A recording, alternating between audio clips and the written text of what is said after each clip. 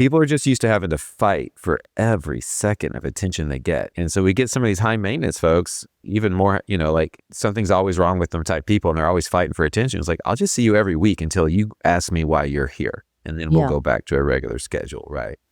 And then the last section of people that it's also very rewarding is we take care of companies. We were taking care of business owners. We're like, man, you saved me a lot of money. You take really good care of me. I feel a lot better. Could you do this for my employees? And the answer was yes. So now at a discounted rate, we can do that for employers and take care of everyone on the plan.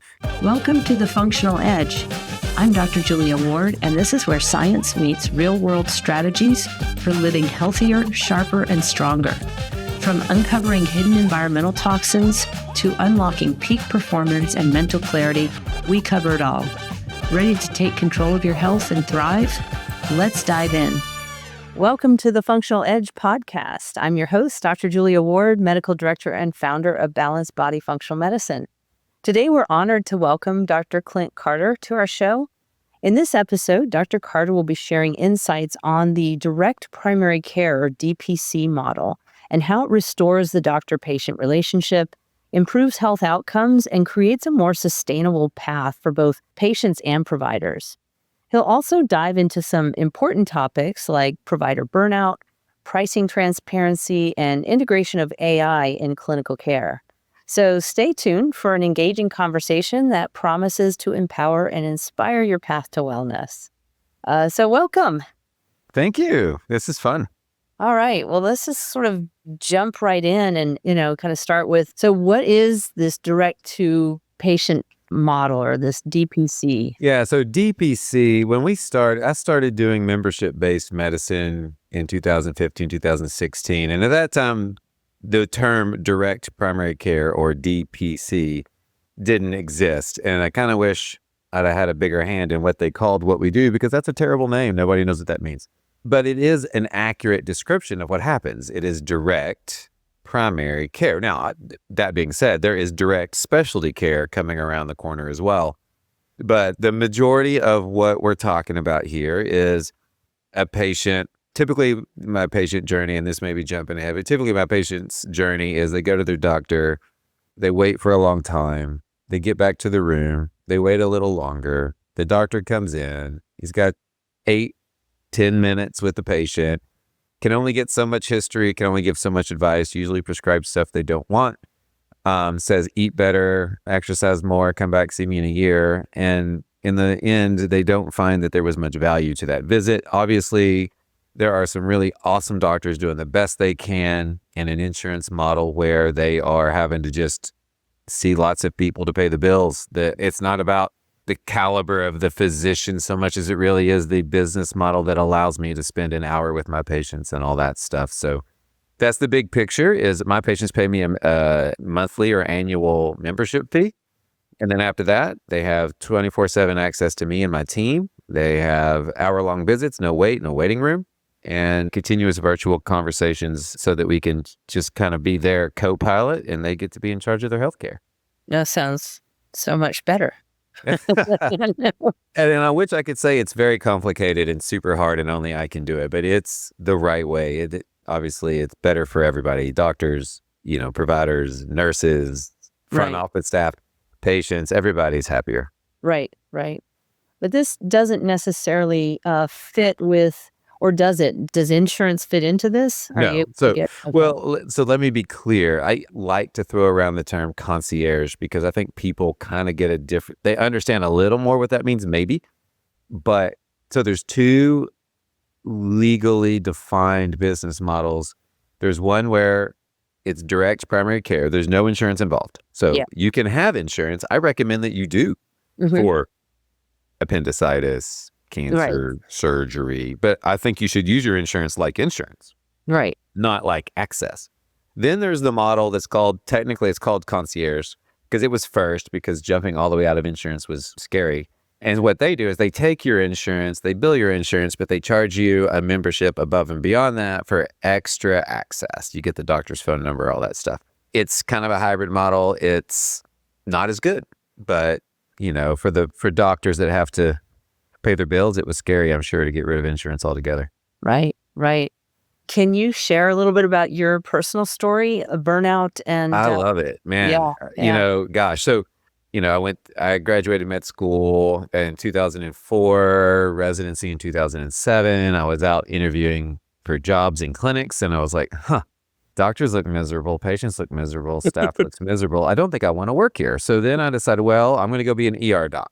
Don't have to manage staff. I'm off on random Tuesdays. It's all fun until it wasn't. I was about 10 years in, and I was like, all I ever see is primary care anyway. When a real emergency walks in, I don't have time for that. I've got 10 primary care complaints on the docket. It's just, I didn't have a true patient relationship. I wasn't built for that. And I was burning out, depressed. My hormones were a mess. I didn't know it because I didn't go to the doctor. If I had gone to the doctor, they wouldn't have thought it was a mess. And so I decided that if I don't want to be a clinic doc and I don't want to be an ER doc, I guess I don't want to be a doctor. And I told my wife I'm going to go build tree houses for a living, where the treehouse guy on TV that's based out of Oregon looks like he's having a blast. So I'm going to go do that. She and God sort of thought that maybe I should give this doctor thing one more shot. We went to a concierge medicine conference in California just to get the heck out of Texas, if nothing else. And it turns out one thing led to another, and I was like, all right, God, I'm all in. I'm doing this. But when this business goes out of business, I'm going to go build tree houses. So we're still in business and growing, because it's just not a hard sell. To patients know exactly where the value is when you explain what you do. It's a pretty neat deal. And so now, my partner and he started MyMD Select about a year before me, Dr. Jeremy Smith out in Nacogdoches, Texas. And he was like, well, your hormones are a mess. Let's fix that. Okay. Well, and finally I was like, my head started coming out of above water in the depression pit that I was in, and enjoyed taking care of people again. It was really fun. And then now our goal is to sort of spread the gospel of getting to do medicine this way, let more doctors, patients, providers, staff get to experience it. It's fun. Yeah, that's great. So what kind of lessons have you learned from we'll say direct primary care, DPC, this membership-based medicine for everybody out there, is that there is no insurance. So you're like, well, I would do that, but I have great insurance. Number one, no, you don't. There's no such thing. Number two, I don't care. You still aren't getting to be in charge of your health care, to take care of you the way you want, at least not through your insurance company. You may be using doctors like Dr. Julia here, but you're paying cash already. But the point being is that what I've loved is the person who pays the bills makes the decisions. And so if insurance is paying the bills, then we can only do what insurance says we can do. Right. And then all of a sudden you get outside the insurance. I was outside the insurance box. I was spending an hour with my patients. I was, we were really making a headway in lifestyle modification. We weren't even doing functional anything. We were just doing inside the box residency stuff an hour at a time. And we were making a big difference. But there was a cohort of my patients who just weren't getting better. I got this otherwise healthy 45-year-old female. It works out 4 or 5 times a week. It's fit, and she's miserable. She's exhausted. She feels like crud. She's got no libido. She's miserable. Right. And I'm like, but I'm doing everything right. And then my partner's like, well, when are you going to start getting into hormones? And I was like, when I'm not a weirdo for being the concierge doctor in town, But, I just got frustrated. I bit the bullet. I went to hormone training expecting it to be kind of a cult deal. And it turned out it was everything that I already knew, plus a whole bunch more. And all of a sudden my eyes were open. Of course, replacing and mimicking a patient's hormones from before makes them feel better and makes them healthier and helps in that journey to wellness and longevity. But it also just opened my eyes to like all of the things that are out there that I didn't know about because insurance didn't pay for it. So of course I wasn't trained in it, because why would you train a doctor in something insurance doesn't do? Right. And so since then it's been peptides, weight loss, functional stuff. That's the funnest part, is that I can meet the patient where they are. I've got patients and they're like, hey, I'm like, hey, look on the big screen in my office, your cholesterol is 1 million. What are you going to do about that? And they're like, I don't believe in statins. Like, okay, cool. I'm not a huge fan myself. I don't know what I do with that cholesterol, but what are you going to do with that cholesterol? What changes do you want to make? What plan? You're the pilot. I'm the co-pilot. Let me help you. And so we have the time and energy. It just makes being a doctor fun again.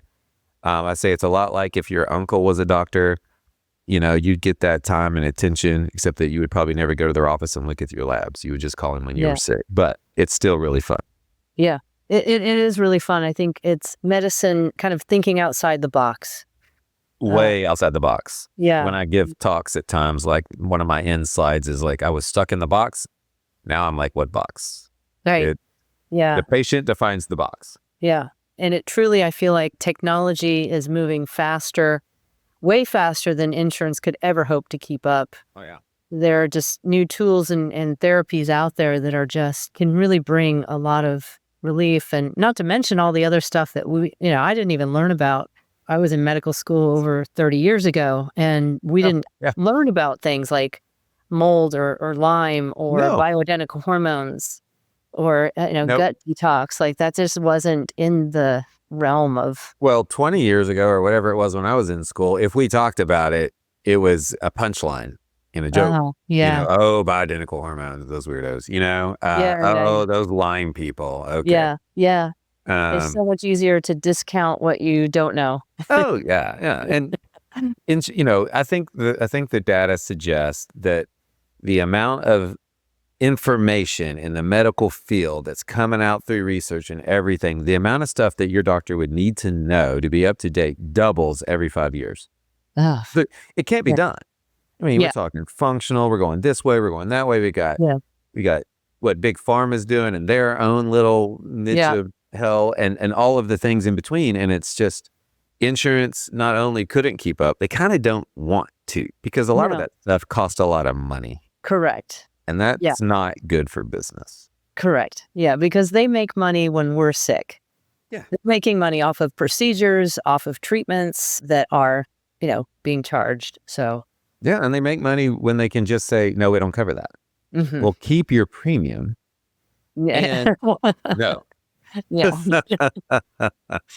Do you have some stories of patient success who've gone from like unmanaged chronic illness to, really happy, and you've, it's probably much like your clinic where patients come to us because, well, there's two kinds of patients. There's three. So there's patients who are frustrated. They don't feel well. They're so desperate, they'll try something outside the box, right? Those folks, that's easy pickings. That so many stories of like, I feel terrible. My doctor says my labs are normal. And that I'm just getting old. I'm like, you're 45 and you look amazing. What, anyway, those stories are super rewarding, but they're also like 5 times a day. And then you've got the folks that think, well, I want to get a concierge doc because I'm important and I want what I want when I want it. And we do some retraining. I had one fella, I'm in Texas, and this gentleman signed up and called me from Canada, where he was on a work trip, and was like, hey, I'm not going to make it to my labs, but I want you to call in my blah, blah, blah, blah, blah. And he was a sour, grumpy puss at the time, right? And so we called him back. He was ugly to my staff. I'm paying you, da, da, da, da, da. And quite frankly, I would have given him a refill on his meds. That wasn't the point. The point was, hey, we really need to get you in for labs because we're all about actually making you well. And he just kind of wanted a prescription B, if you will. And so when he finally came in, he's like, oh, fine, I'm gassing up the plane. I'll be there and blah, blah, blah. So he comes in the next day, just not in a good mood. And so I introduced myself. We had a long initial evaluation in the exam room.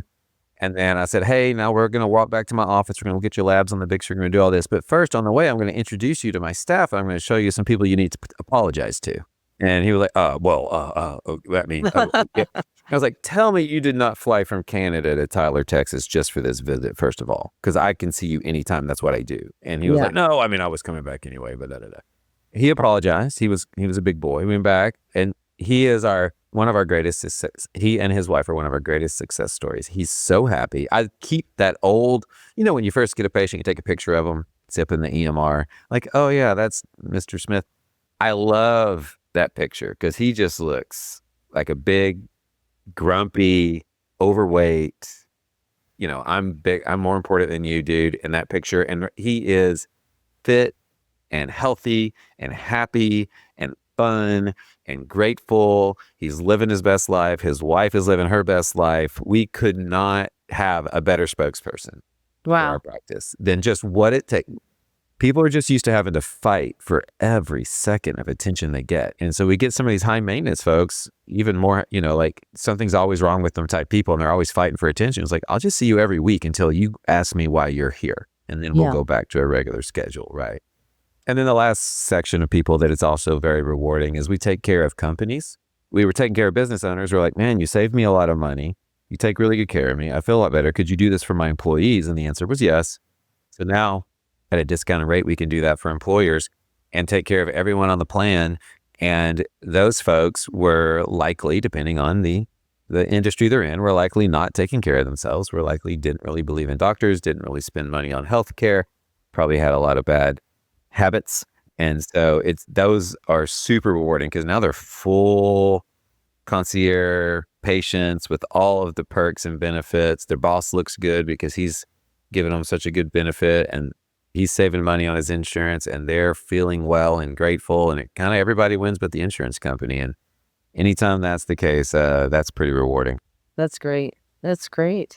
So what role do you see for functional medicine, aesthetics, or wellness therapies within the DPC framework? The And DPC framework is exactly that. It's a framework. What do it's really like, if you look out there, I'm in a town of 100,000 people, so it's relatively small. And there are probably now 4 direct primary care practices in town. The one of them sports medicine bent, there's the functional medicine kind of specialist. There's several different, there's the primary care guy that's been in business forever that finally got tired of it. And he's not doing anything outside the box, I don't think. yeah. But you get the time and attention, right? So you can totally tailor it. What we found is we branch into the next thing when we get frustrated that we can't take care of someone. So the hormones changed our patients and our practice, peptides, weight loss. And then we had these, I feel good, I'm losing weight, patients walking around, and they go by a mirror and be like, oh, but I still look old. And so, and even worse now that my semaglutide has made my Yeah. And so we branched into some natural, sort of almost functional aesthetics type stuff. So that, if you want to do the Kardashian thing, there's places for that. But if you want to look like you 10 years ago, let's venture in that direction, because that's the next thing that our patients need. And we have this relationship with a cohort of patients that we've already built that trust with. Why would they go to the dermatologist across town who might have a different goals for their aesthetics than they do? So it's been really rewarding to bring in we actually do all those things. I am not functionally trained. That's where you've got a huge jump on me, but my partner is, and I'm getting my functional education one patient question at a time. Yeah. And I've got people in my practice going through the process now as well. But Yeah. we're huge believers. There are purely functional practices in town that aren't membership based, and it doesn't matter. It just happens they're not. But we refer patients over all the time. Yeah. That's awesome. You've mentioned AI integration in clinical care. What are some examples of how AI can support personalized medicine within the DPC structure? If you're not pushing the envelope on AI, you're way behind already. We are looking for ways. So, when you're a high touch practice like ours, I've got a fairly large practice because we just kept taking on. Okay, let's get a bigger building. But I've only got, I've got 5,000 square feet. That's as big as we need to get. DPC is not it's not supposed to be big. It's supposed to be personal. But I've got 4 providers besides myself, and we just kind of, and we keep it small. You feel like you're the only one here, but you're not, that kind of thing. But at the same time, I've got a staff of 8 or 10 people looking at our communication app all the time, rooming and talking with patients, getting what they need. And so we're looking for AI to sit on top of that communication app and do some of the triage, because all of the things that we've done to make our lives better make the patient experience worse. They're like, oh, click. It's almost like you're on a phone tree for this, press 1. You're like, no, that's crappy. It's not personal. But if to have AI sit on that and interact with them like a person and then hand it off to the proper human, that's super Yeah. helpful. Of course, I have AI doing all of our notes. When you sit with a patient for an hour and then you have someone else ready that's going to be sat with for an hour as well, you Yeah. cover a lot of ground. And if I Yes. don't document that for a week, I'm going to forget most of it. Yeah. So Absolutely. AI notes are Yeah. huge. Getting AI into the practice to look for patients who may have fallen through the cracks in one place or another. That's going to be a huge sort of just auditing our practice. I don't care about Medicare metrics, but what I do care about, it can audit for in our practice and reach out and, initiate scheduling, those kind of things. Yeah. If AI can do it and my human staff doesn't have to sit in front of a computer and type for a living, they can be better at hands-on patient care and do the part of the job they wanted to do in the first place. Yeah, absolutely. That definitely has been a real game changer for me and my practice as well. Just using the electronic scribe, Yes. recording notes, that's been huge. At least that. There's several options out there. If there's providers listening, there's several options out there. We kind of had a custom product to sit on top of our EMR and our communication app and kind of work together on that. But I mean, half my staff just prefers to use, an off the box AI scribe and paste it into the note, which, it's like, Yeah. you do you, but Yeah. it's life changing. Yeah. If there was a physician listening right now who is maybe in a traditional medicine practice who's Yeah. really fed up and burnt out, what advice would you give them? Man, I could go all over the place. So when I burned out, I was like 35, right? So Which is I pretty could young for a burnout, risk. I have to say. Yeah, it is. Well, Yeah. I took a path that was high risk for it. And I'm not an adrenaline junkie like a lot of ER doctors. I care about my patients. And so I was even more set up for burnout in an ER environment where, it's Yeah. just not really bent for that. But that being said, at 35 when I burned out, I was like, well, I mean, I guess I could try this, start a practice from scratch, get another ER job to pay the bills, do all that stuff. And if it fails, I can go get another job. I'm Yeah. young. If we're talking a 55-year-old, physician who's like, I can't imagine another 10 years in this setting, but, I don't really want to quit being a doctor, but I could quit practicing this way right now. Then I think it's a matter of looking for opportunities in your area where someone else could partner with you, someone else who has started it, but I could also help you start your thing. It's just not that complicated. The problem is the risk, right? You've got a paycheck, you've got bills, and then you go to this other model. Quite frankly, you've got 3,000 patients on your rolls. A very small percentage of them are going to understand that paying you a membership is going to have true value. They're like, but I've got insurance, I've got Medicare, I got da-da-da-da. I can't see you anymore. That's so disappointing. It's like, no, you can and you should continue to see me. Yeah. It's, starting a practice is totally doable at any stage, but it's becoming more and more common. My company is in an expansion phase where we want to help start physicians who want to do this. We want to come in and help be kind of their front office, back office stuff. They get to do the doctoring they want, that kind of thing. But, the stars kind of have to align if you're doing it on your own. But it's worth looking into. It's just not that complicated. Quite frankly, it's so much easier than billing insurance that it's almost humorous. Yeah. So, a lot of physicians do worry about financial stability when considering DPC. Yes. How do you address that? And what has been your experience with like revenue and sustainability? So ideally what should happen is let's make our hypothetical doc. Let's say he works for a hospital system, right? He doesn't even have his own place. And then he's going to go out and assume he doesn't have some big bad non-compete that, they're going to bully you around. You're going to go across town, hang a shingle and start a membership-based practice.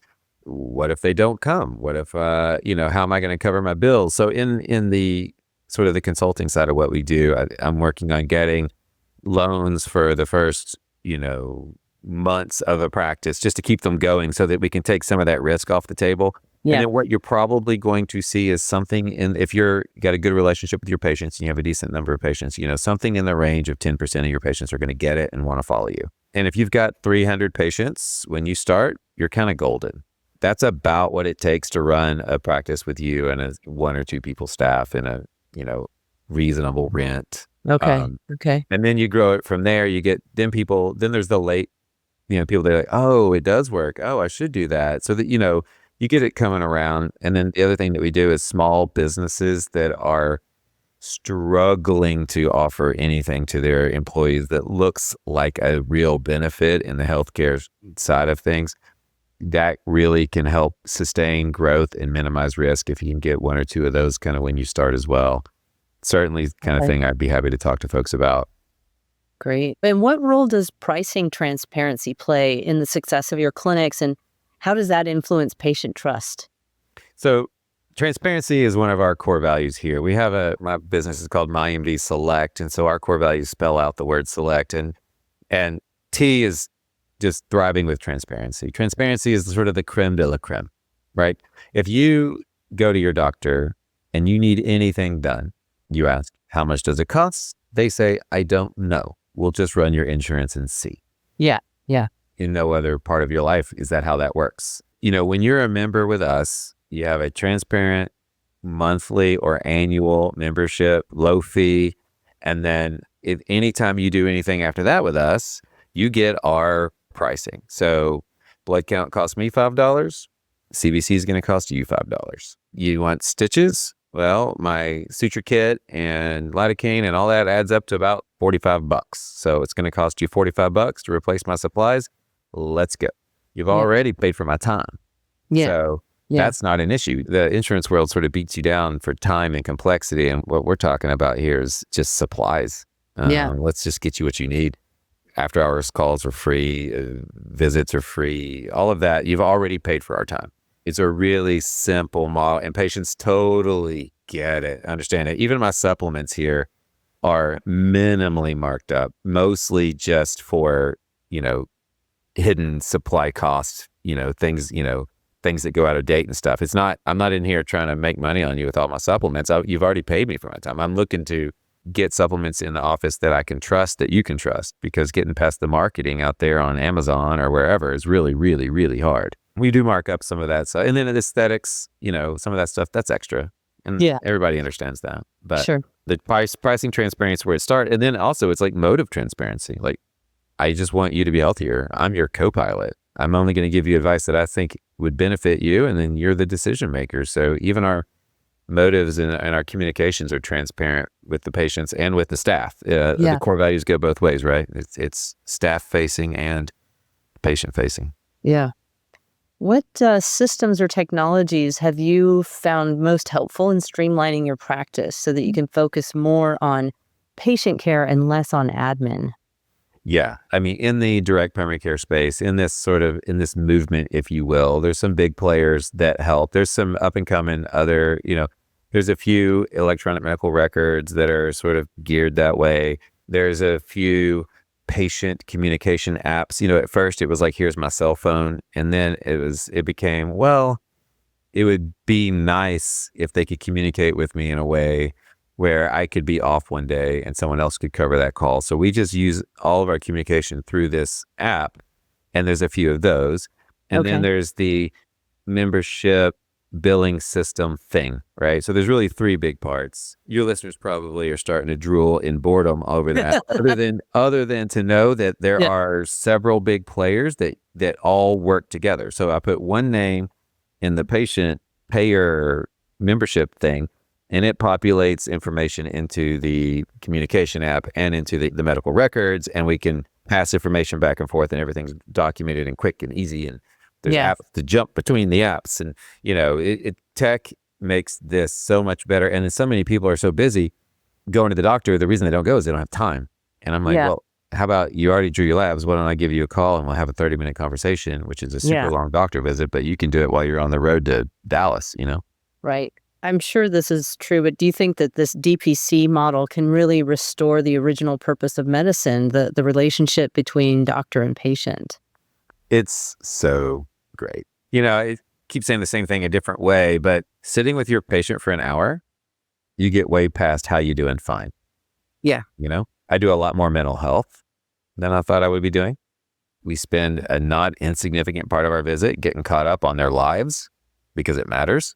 Yeah. Patients call and they're sick. I'm like, oh, wait, don't you have a trip coming up in like a week or something? Like, let's talk about that. So, walking with someone takes time and attention, and you build that trust over time. And if you only get to talk to your patient 10 minutes at a time, every so often, you can only have so deep a relationship. You can only have developed so much trust. Yeah. And so this is an easy way to rebuild that relationship that they know that I know them so well, I don't even recommend something that they don't want. Although sometimes I'll say, no, some people might do this, but I suspect you're going to say no to that. Yeah. Okay. Now here's more what I had in mind for you, which, people really appreciate, not having to fend off a bunch of, philosophical differences for half of a short visit with their doc.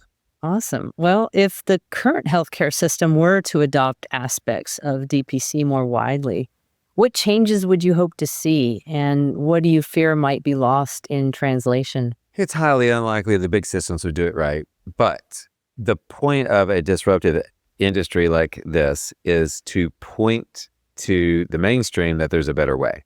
So most docs have 3,000 patients on their rolls, or 2,000 to 3,000, sometimes way more, but let's just say an average of 2,000 to 3,000 patients that are theirs in a regular insurance-based practice.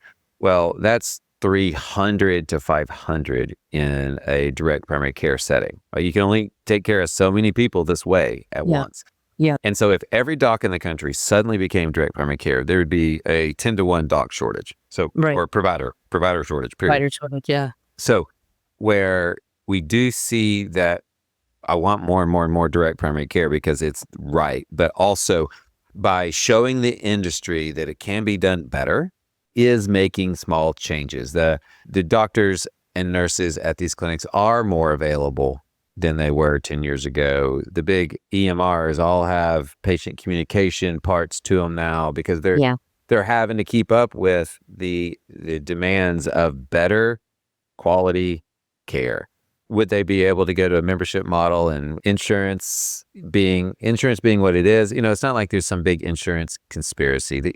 No one set out to break medicine. It all started for the right reasons 70 years ago, and over time it just broke. And so it would take an overhaul that I can't even begin to imagine what it would look like. Yeah. But it can't keep doing what it's doing. So more and more functional docs, more and more membership-based docs, more and more outside-the-box therapies that make patients feel well and be healthier longer. That's going to drive. Medicine is still a service industry where you have to have somewhat happy customers or you're going to go out of business. Yeah. And as the customers get louder and demand more. Yeah. I like to be a part of the reason why the C-suite at the big hospital systems don't sleep as well, for sure. For sure. Well, this has been really fun and informative. And any other final thoughts or ways to get in touch with you if people want to find out more about your practice? Absolutely. I should be better. I'm getting a LinkedIn thing going here soon and all of that. But for now, my email is very easy at drcarter@mymdselect.com. I'm sure we could put some of that in the show notes for them. Yes, we will definitely. Our social media is MyMD Select, Tyler, probably something like that. We're findable. And then if you get a hold of any of those things, our office number is 903-630-7130. Like if you can get any of those, they'll get to me.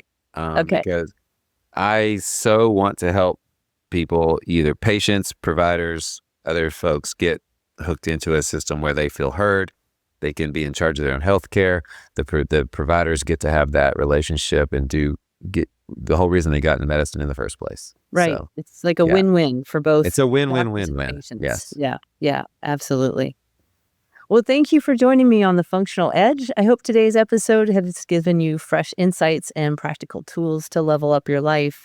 If you found value in what you heard, don't forget to hit subscribe, share the podcast with someone who needs it, and leave a review. It's the best way to support our mission of bringing powerful health solutions to more people. For more resources, updates, and behind-the-scenes content, visit drjuliaward.com. So until next time, stay strong, stay healthy, and keep living on the functional edge. Thank you for joining me on The Functional Edge. I hope today's episode gave you fresh insights and practical tools to level up your life. If you found value in what you heard, don't forget to hit subscribe, share the podcast with someone who needs it, and leave a review.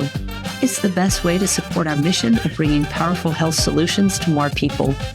For more resources, updates, and behind-the-scenes content, visit drjuliaward.com. Until next time, stay strong, stay healthy, and keep living on the functional edge.